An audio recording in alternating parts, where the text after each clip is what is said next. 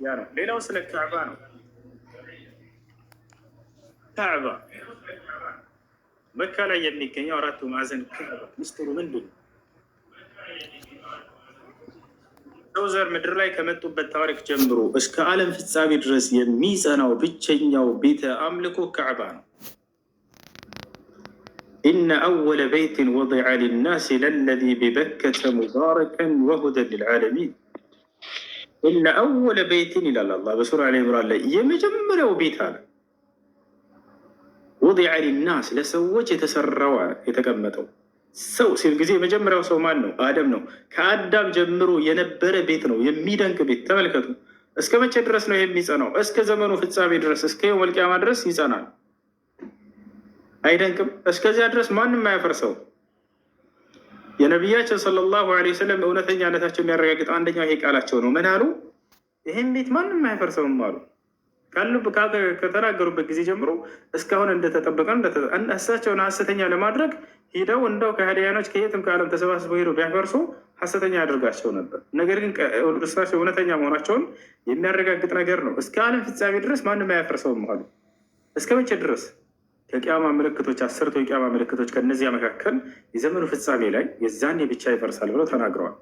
የህዲሙ ልካዕባ ረጅሉ ምን ልሐበሻ ዙ አሱቀተይን አው ከማ ቃለ ነቢ ሰለላሁ ዐለይሂ ወሰለም።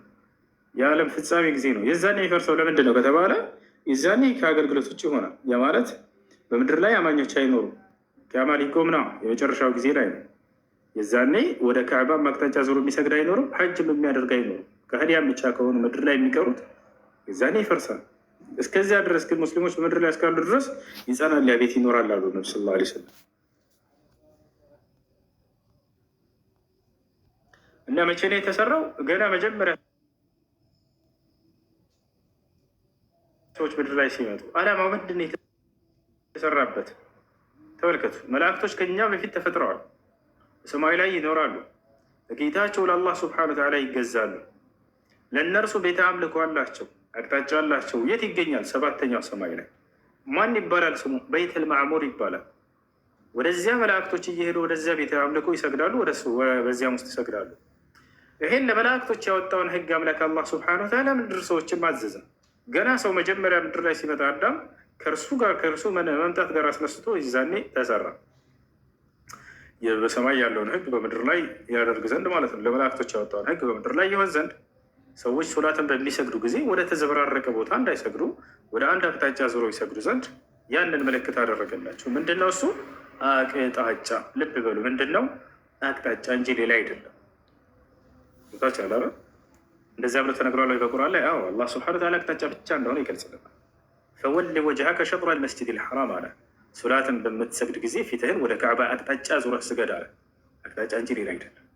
ይህን ካዕባ ኢብራሂም ዓለይሂ ሰላም እና ኢስማዒል በጊዜያቸው እንዲያድሱት ታዘዋል። አምላክ አላህ ሱብሓነሁ ወተዓላ ቃል ኪዳን ይዞባቸዋል። በሱረቱል በቀራ ላይ ሲናገር ምን አለ? ወዐሂድና ኢላ ኢብራሂመ ወኢስማዒል አን ጠሂራ በይቲየ ሊጣኢፊነ ወልዓኪፊነ ወሩክዕ ሱጁድ አለ።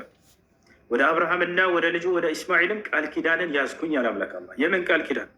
ያንን ቤተ አምልኮ ሂዳችሁ አጽዱ፣ ስሩ በማለት ለምን? ለሁለት ዓላማ። አንደኛ ሊጣኢፊነ ጠዋፍ ለሚያደርጉ ለሚዞሩ ወይም ሐጅን ለሚሰሩ ሰዎች፣ ሁለተኛ ደግሞ አልቃኢሚን በዚያ አቅጣጫ ዞሮ ለሚሰግዱ ሰዎች። ለሁለት ዓላማ የተሰራ ነው። በአምላክ ትእዛዝ የተሰራ ነው። በሁለት ታላላቅ ነቢያቶች እጅ የተሰራ ነው። አዛዡ አምላክ ነው። የሰሩት ታላላቅ ሁለት ነቢያት የተሰራበት ሁለት ዓላማ ባጭሩ ይሄ ነው። ካዕባ እርሱም እስልምና መሰረቶች የሆኑትን ሁለቱን መፈጸሚያ፣ አንደኛ ሐጅ፣ ሁለተኛ ደግሞ የሶላት አቅጣጫ። ለዚህ እዚያ ጋር የሚስሙት ነገር አለ ወይ ከተባለ ወደሚስሙት ነገር እንብላ። ምን ይባላል? ሐጀሩል አስወድ ይባላል። የሚቀቡትስ የሚቀቡት አለ። በቴሌቪዥን ስናይ የሆነች ክብ ነገር አለች። እሷን ይስሟታል፣ ይተሻሿታል። ያቺ ምንድን ነች? ስለሷ ለነገር ሐጀሩል አስወድ ትባላለች። ሐጀሩል አስወድ እንደገና ደግሞ ይህ ሊጨርስልህና ትቀጥላለህ። ስለሷ ድንጋይ ሚስጥር ልንገራቸው። አብርሃም ከልጁ ከኢስማዒል ጋር እየሰራ አብርሃም ከልጁ ከኢስማዒል ጋር ናቸው። ያንን ካዕባን መሰረቱን አንስታቸው ስሩ ብሏቸው የርፈዑ ኢብራሂም ልቀዋዒደ ምን ልበይት ወእስማዒል የካዕባን የቤቱንም መሰረት አብርሃምና ልጁ ኢስማዒል አንስተው መሰረቱን በሰሩ ጊዜ ቶች አላረ እዚያን ጊዜ እየሰሩ እያለ ኢስማኤል ስራው ምንድነው? ድንጋይ እየሰበሰበ ማምጣት ነው፣ ማቀበል ነው። አብርሃም ደግሞ ያንን እየተቀበለ መገንባት ነው፣ ግንቡን ስራውን መስራት ነው። ገብታችኋል? በዚህ ጊዜ እያመጣ እየሰራ እያለ ግንባታው በጨመረ ቁጥር መሰላል የላቸውም ነበር። የሚደንቅ ከዚሁ ጋር ላንሳላቸው። ታዲያ ምን ነበር?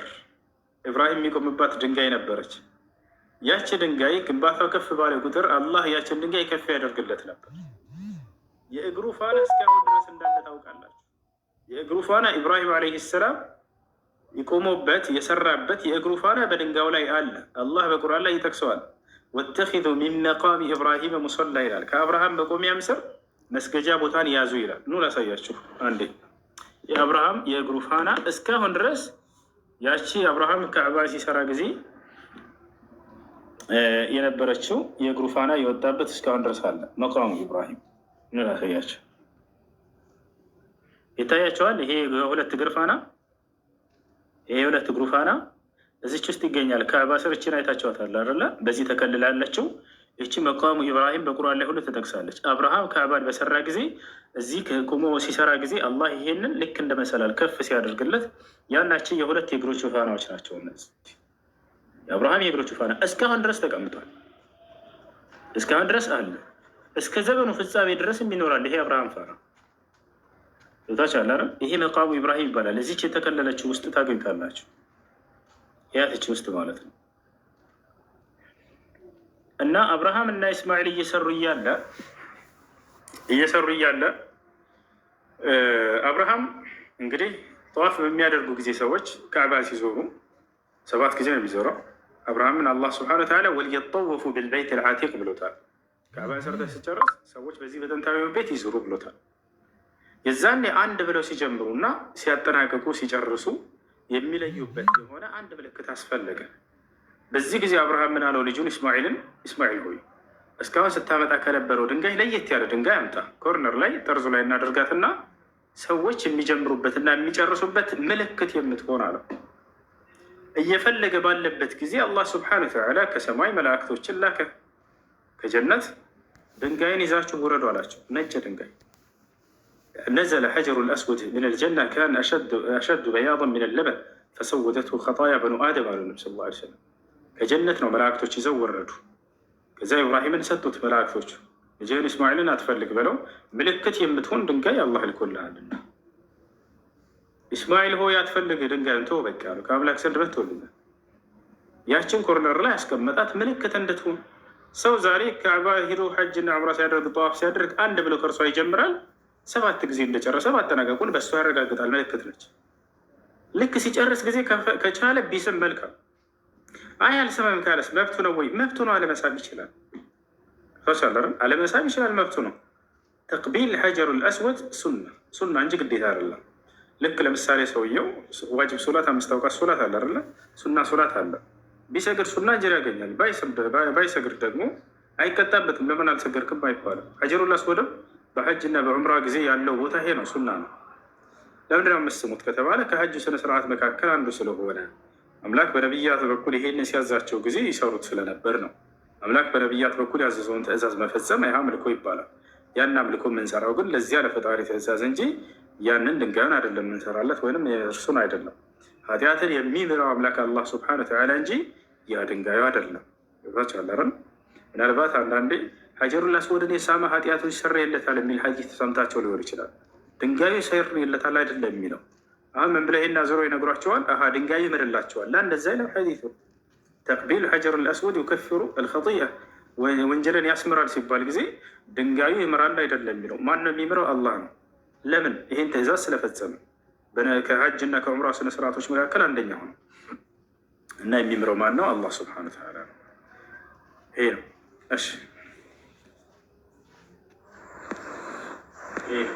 እና የረሱል መቃብር እዛ አይደለም ማለት ነው? አይደለም። እንደገና ደግሞ የሚወረወረው ድንጋይ አለ፣ ትልቅ ገደል አለ እና ድንጋዮች ይወረወራል። ያስ ድንጋይ ሚስጥር ምንድን ነው? ዳቢሎስ እዛ ነው ወይ የወደቀው? እዛ ነው ወይ ያለው? በጣም ጥሩ ጥያቄ።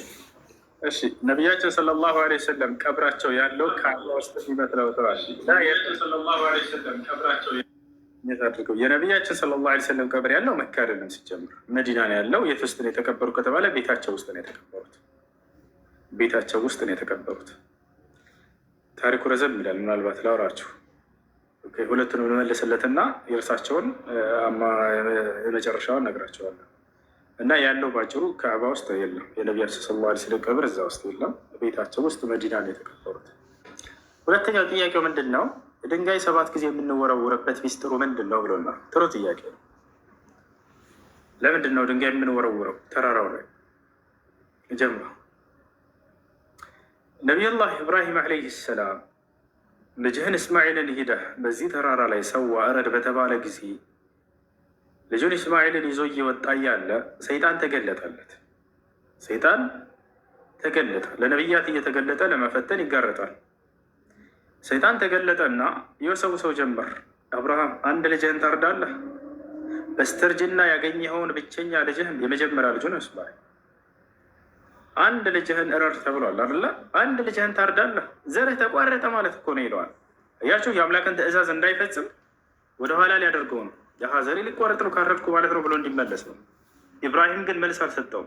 ዘወር አለና 7 ጠጠሮችን እያነሳ በዚያ በተራራ ላይ ወረወረበት። ሰይጣን ሄደ።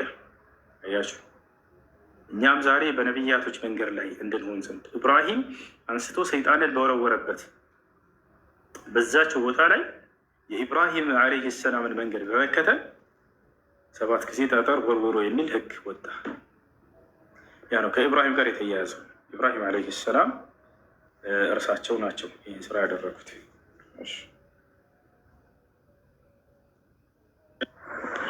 አንድ የሚቀር አለ። እሱ እዛ ሲዞሩ ካዕባውን በሚዞሩ ጊዜ በመገፋፋት ብዙ ሰዎች ይሞታሉና በየዓመቱ እነዛ ሰዎች ቀጥታ ወደ ጀነት ነው የሚገቡት። ከእስላም አስተምሮ ጋር ስሰማ ቀጥታ ጀነት እንደሚገቡ ይናገራሉና ሰዎቹ። ስለዚህ ሲያስተያደግ ሀጅ እያደረገ የሞተ ሰው ጀነት ነው የሚል የለም። እዛ አይደለም። ያ ሰው በሚነሳ ጊዜ በነቢያችን ሰለላሁ ዐለይሂ ወሰለም ጊዜ አንድ ሰው ሐጅ እያደረገ ሞተ። ግመሉ እንትን አለት አደናቀፋትና ተከርብቶ ሞተ። ሰውየው እንዳለ ቅበሩታል። ነቢ ሰለላሁ ዐለይሂ ወሰለም ወኢነሁ ለዩብዐሱ የውመል ቂያመቲ ሙለቢየን አሉ። ይህ ሰው ነገ የትንሣኤ ቀን ልክ ባለበት ሁኔታ ለበይክ አላሁመ ለበይክ እያለ ይነሳልን ብለው ተናገሩ እንጂ የጀነት ነው የሚል ቃል ምናምን እንደዚያ ሰው አልተናገሩም። ስለዚህ ሐጅ እያደረገ የሞተ የጀነት ነው የሚል የለም። ነገር ግን ሐጅ ያደረገ ሰው ምንድን ነው? አምላክ አላህ ስብሐነሁ ወተዓላ ሶላት በመስገዳችን ጾም በመጾማችን የሚሰጠን ምንዳ አለ አይደለ? ሐጅ ያደረገስ ምንዳው ተገልጿል ወይ? ተገልጿል። ነቢያችን ሰለላሁ ዐለይሂ ወሰለም ሐዲስ ላይ ምን አሉ? መን ሐጀ ፈለም የርፉት ወለም የፍሱቅ ረጀዐ ከአነማ ወለደትሁ እሙሁ አሉ። ሐጅ ያደረገ ሰው ክፉ ቃልን ያላደረገና ያልሰራ ይህ ሰውዬ ልክ እናቱ እንደወለደችው ሕፃን ሆኖ ይመለሳል ከዚህ አሉ። ኃጢአቱን አላህ ሙሉ በሙሉ ይምርለታል ማለት ነው። ገብቷችኋል? በሌላ ሐዲስ ላይ ነቢያችን ሰለላሁ ዐለይሂ ወሰለም ምን አሉ? አልሐጁ ልመብሩር ለይሰ ለሁ ጀዛ ኢላ ልጀና አሉ። ጥርት ያለ ሐጅ ጀነት እንጂ ሌላ ምንም እንዳይለውም አሉ። ጀነት እንጂ ሌላ ምንም እንዳይለውም ብለው ተናግረዋል። ነገር ግን ሐጅ እያደረገ የሞተ ይሄ ጀነት ነው ብለው የተናገሩት በዚህ ቦታ የለም። ሐጅ እያደረገ የሞተውን ሰው ምንድን ነው ያሉት ነቢ ሰለላሁ ዐለይሂ ወሰለም? የትንሣኤ ቀን ይሄ ሰው ሙለቢየን ሆኖ ይነሳል። ማለት ለበይክ አላሁመ ለበይክ እያለ ይነሳል።